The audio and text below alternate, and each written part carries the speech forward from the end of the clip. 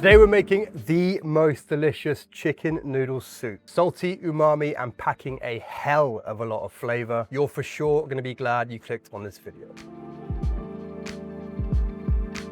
So let's get stuck in. Chop up some vegetables, ginger, garlic, onions, super roughly. No need to get precise with it.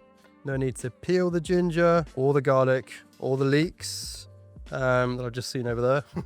None of it, okay? And it all goes in. You only really want to use...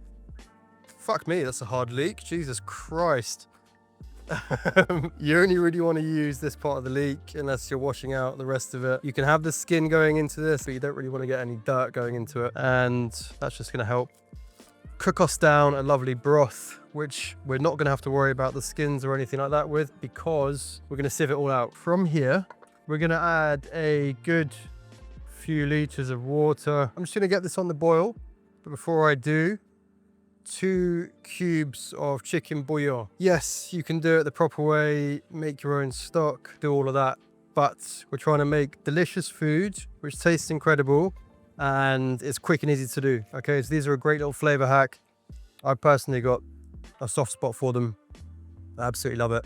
It's kind of like the synthetic, artificial, salty umami flavor you get in a packet of crisps. And then we're just gonna cook this down and reduce it, really cook down all the vegetables, make a beautiful little base for the soup. Here we have some chicken, which has been marinating overnight. Okay, so it's just a chicken breast marinated in white miso, a little bit of water just to make it a little bit thinner so it can cover the whole chicken breast. This is gonna be a brine. It's gonna impart a shit ton of umami, and it's gonna make the chicken super, super juicy because of all the salt content in there. If you haven't already done the chicken, you can do it overnight if you want.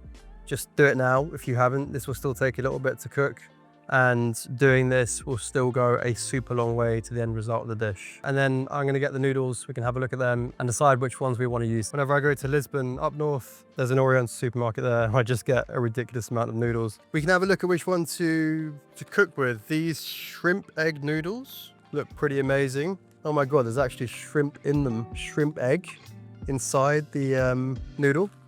That sounds pretty fucking cool. I'm probably going to use those. Obviously use whatever noodles you want to use, even if you want to get some cheap ones from your local supermarket. It doesn't have to be an Asian supermarket, but if you do have a local Asian supermarket, please use that because you can get the funkiest variations of things. So I'm just going to get some water on the boil for those. Stock's already starting to smell delicious. We can put these to the side for now, just whilst the water starts boiling, and we'll prepare some of our garnishes. We're going to do some ice shocked spring onion, which is going to be a lovely little garnish piece. So we've got our spring onion here. I've also just remembered, so I'm going to pretend like I've waited purposefully for this point to put it in, but I've just remembered to put in some nori. We're going to add some miso in a bit, going to give it a deep umami flavor. But nori is great to aid in that. You know, traditional miso soups use things like bonito, tuna flakes, dried tuna flakes, and kombu, which is the seaweed. But nori is much more available. I actually don't have any nori at the house at the moment, so I'm just going to use some of this chopped nori, otherwise known as kizami. So I'll whack some of that in. Just going to give it a bit more of a sort of sea-like taste profile, you know? Give you a bit of that vibe coming through. Moving on to the spring onion. What we're going to do here is basically just chop the tops like that. I'm actually just going to use my small knife here. Take the tops from the spring onion, the nice long green bits, and then you just want to go down the middle like so. Open them up and then flatten them out on your chopping board. So that's step one. And then you want to just start rolling them into a nice rolled up little parcel like that. And then from here, and again, if you've got a small knife, it's good. You can get a bit more precision. Make sure it's super sharp. You want to just slice them like this. You can see we're forming these nice little curls here, which is a really nice way to do a garnish. You can also not roll it up and still slice it even flat and then throw it into ice water. Okay, which we're going to do in a sec. I like to do it as a sort of double process, just makes it a little bit curlier. So again, roll it up like so, and then just run your knife down and get these nice little circular strands. So that's it for the garnish. We can just put that to the side, and then we're just going to get a couple more pieces of spring onion, and then even just these two. We don't really want to use the tops here, just the bottoms. Remove the bases, and then just run your knife down the outside there. Remove the outer layer, which is a little bit tougher than the rest. So we just want to get rid of that as we're going to be eating these. They're going to be in the soup. If you have to remove 2 layers, that's also cool. And then slice them up at an angle like that. These are going to be nice pieces of spring onion inside the soup itself, and those are going to sit on top as a nice garnish. So I've just had some water sitting in the freezer there, so I'm just going to throw them in, put that to the side. So it's probably been half an hour of cook time on the broth.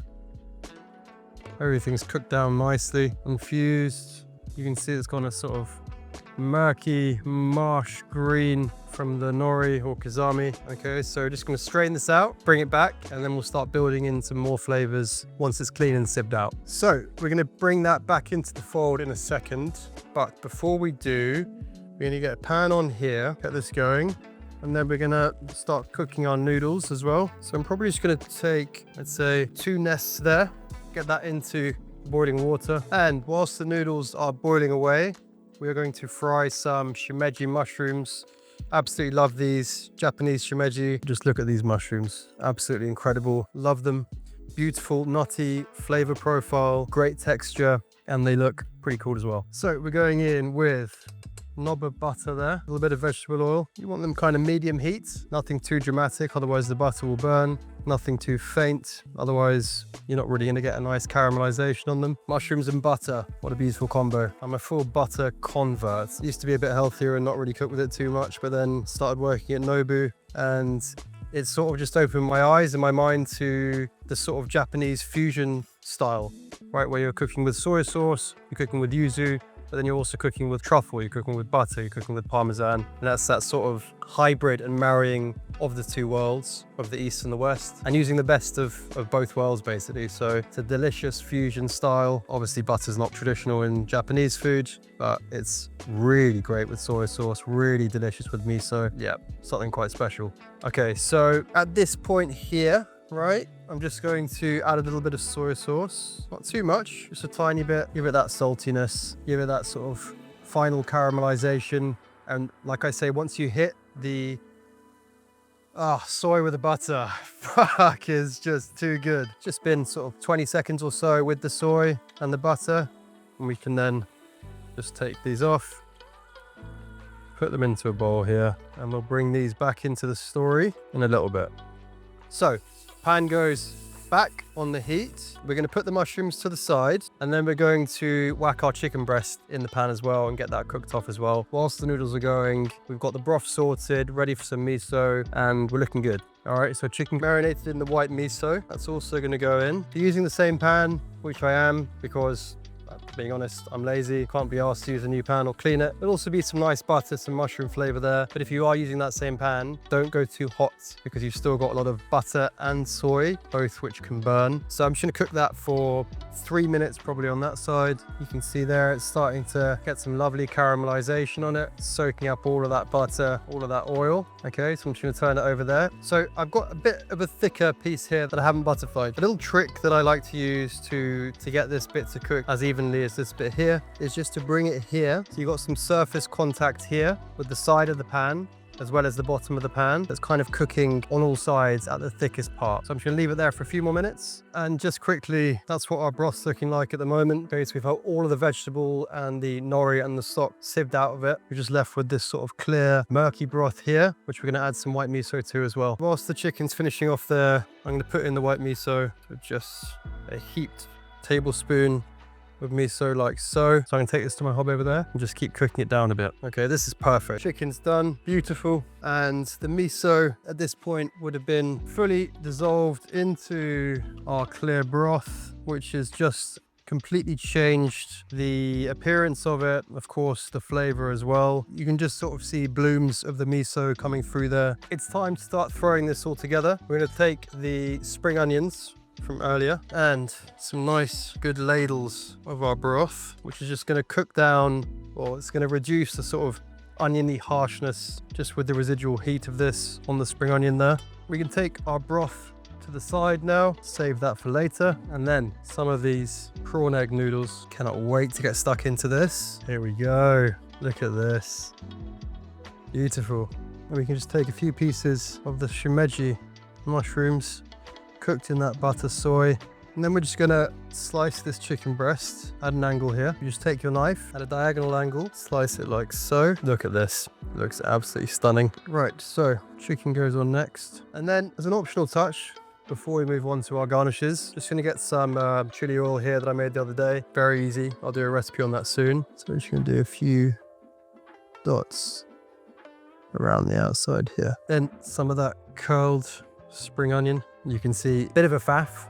It really makes a difference to the presentation of the dish. And an incredibly optional touch. We're just gonna finish off with some Japanese togarashi, which is dried, finely sliced chili strands, just for a bit of color contrast, a touch more volume, and there you have it. A beautiful chicken noodle soup, shimeji, spring onion, lovely broth with that nori for the umami. So I think it's about time to get stuck in. Just getting a bite of everything. The spring onion, shimeji noodle, chicken. Oh my God, so salty, so rewarding, beautiful Asian flavors. So that's it for today. Hope you enjoyed. I'll catch you for the next one.